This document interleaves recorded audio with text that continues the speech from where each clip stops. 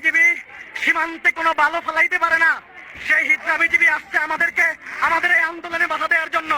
আর police League আমাদের উপরে এই যে সাউন্ড গ্রেনেড মারতেছে, এর বিচার ছাত্র সমাজ নেবে। প্রতি ফুটা রক্তার বদলা নেওয়া হবে।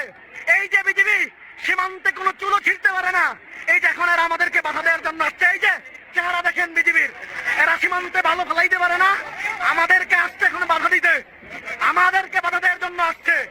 পুলিশ আমাকে গুলি করেছে, আমার সহযোদ্ধাদের উপরে গুলি চালিয়েছে, টিয়ার শেল মেরেছে, আমরা শত শত মানুষ আহত।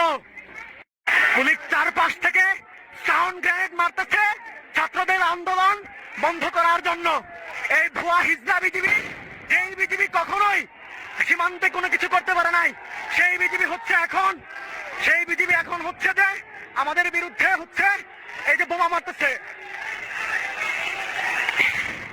এই যে বোমা মারতেছে বিজিবি, এই যে বোমা মারছে, পুলিশ বোমা মারছে, হ্যাঁ পুলিশ বোমা মারছে, পুলিশ বোমা মারছে, পুলিশ বোমা মারছে, হ্যাঁ পুলিশ বোমা মারছে, পুলিশ বোমা মারছে, পুলিশ বোমা মারছে।